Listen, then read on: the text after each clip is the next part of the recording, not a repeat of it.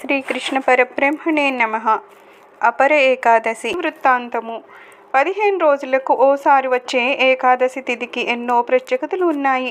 అలా వైశాఖ బహుళ ఏకాదశిని అపర ఏకాదశిని అని పిలుస్తారు. ఈ రోజును కొన్ని ఉత్తరాది రాష్ట్రాలలో భద్రకాళి జయంతిగా జరుపుకుంటారు.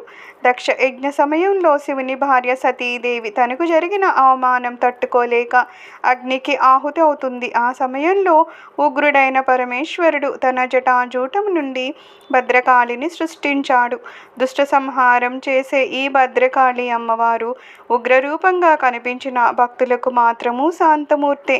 ఆ తల్లి ఈ రోజునే అవతరించిందని ఓ నమ్మకము. అందుకే ఈరోజు భద్రకాళి పూజ జరుపుకుంటారు. ఒరిస్సాలో జలకృత ఏకాదశి పేరిట జగన్నాథునికి ప్రత్యేకమైన పూజలు నిర్వహిస్తారు. ఇక మిగతా చోట్ల అపర ఏకాదశి పేరుతో విష్ణుమూర్తి ఆరాధన జరుగుతుంది. అపర అంటే చాలా అర్థాలే కనిపిస్తున్నాయి. వేదాంతంలో పరము అంటే ఆధ్యాత్మికము అని, అర అంటే లౌకికము అని అర్థము. ఈ అపర ఏకాదశితో సాంసారిక కష్టాలు కూడా నెరవేరిపోతాయని పండితులు చెప్తూ ఉన్నారు. అపర అంటే శిశువుని కప్పి ఉండే మాయపొర అని కూడా మరో అర్థం ఉంది.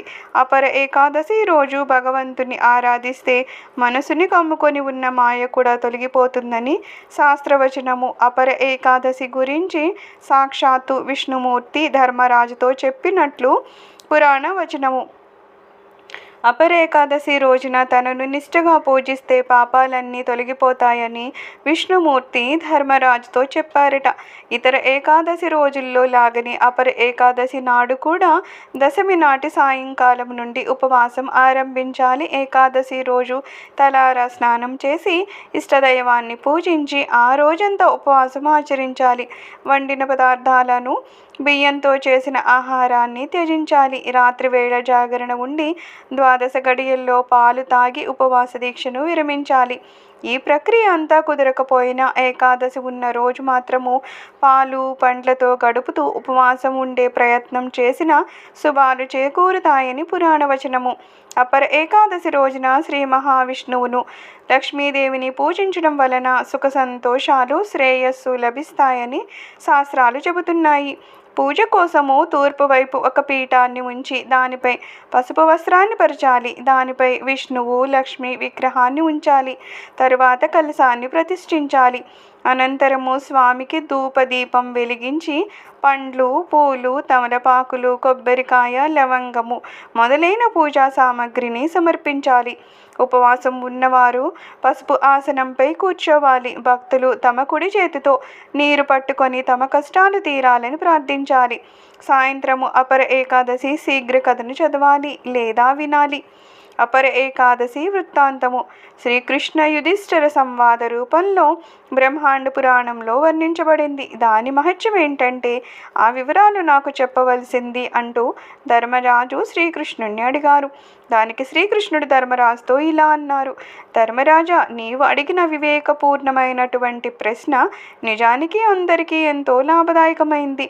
ఆ ఏకాదశి పేరు అపర ఏకాదశి. రాజా, ఈ ఏకాదశి పాటిస్తే అనంతమైన పుణ్యాన్ని ప్రసాదించి సమస్త పాపాలను నశింపచేస్తుంది.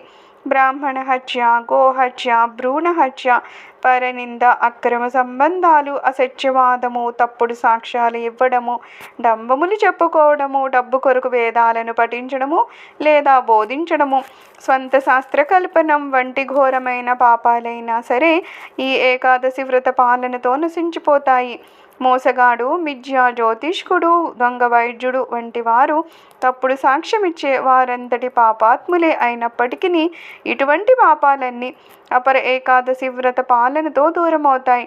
తన ధర్మాన్ని త్యజించి యుద్ధరంగం నుండి పారిపోయిన క్షత్రియుడు నిశ్చయంగా పతనాన్ని చెంది నరకంలో పడతాడు. అటువంటి వ్యక్తి అయినా సరే ఈ ఏకాదశిని పాటిస్తే స్వర్గాన్ని చేరుకుంటాడు. రాజా, గురువు నుండి జ్ఞానాన్ని పొందిన తర్వాత గురుదూషణను చేసే శిష్యుడు నిఖంగా పాపాన్ని మూటగట్టుకుంటాడు. అలాంటి పాపి అయినా కూడా అపర ఏకాదశి పాలన ద్వారా పాప విముక్తుడై పరమగతిని పొందగలుగుతాడు.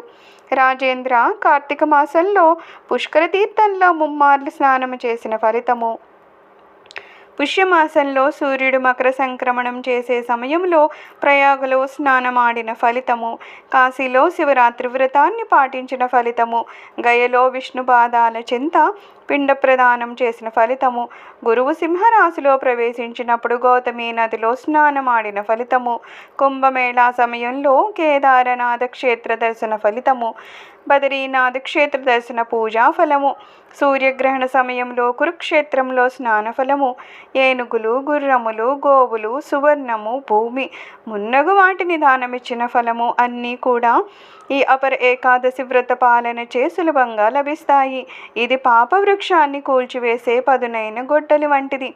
పాపమనే అరణ్యాలను దహింపచేసే తీవ్రమైన దావానలం. ఇది పాపం నుండి పుట్టిన చీకటిని పటాపంచలు చేసే సూర్యుడు. పాపాటవిలో జింకకు ఇది సింహం వంటిది. రాజా, ఈ అపర ఏకాదశి పాటించడం ద్వారా విష్ణువును త్రివిక్రముని రూపంలో ఆరాధించడం ద్వారా మనిషి సర్వమంగళమైన విష్ణుపదాన్ని పొందుతాడు. అందరి లాభం కొరకు నేను నీకు చెప్పినటువంటి ఈ ఏకాదశి మహత్యాన్ని వినేవాడు, చదివేవాడు సర్వపాప విముక్తుడవుతాడు. సర్వం శ్రీకృష్ణ చరణారవిందార్పణమస్తు. లోకా సమస్తా సుఖినో భవంతు.